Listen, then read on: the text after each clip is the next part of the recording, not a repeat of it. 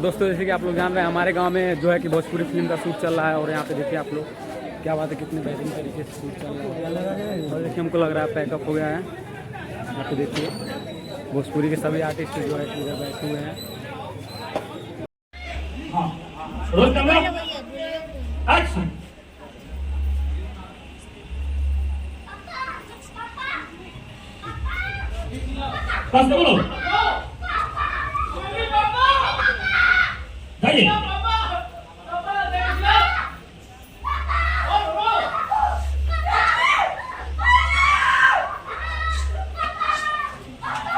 दोस्तों जैसे कि आप लोग जान रहे हैं यहाँ पे भोजपुरी फिल्म का शूटिंग हो रहा है और देखिए यहाँ पे फांसी का सीन लिया जा रहा है।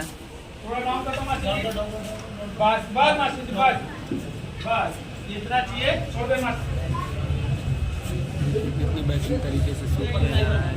हल्का हल्का मूवमेंट रहता है।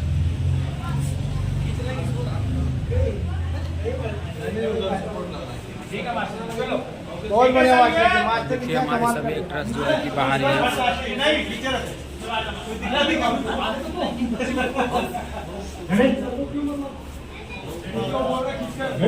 अल्टी पल्टी दे देता हूँ।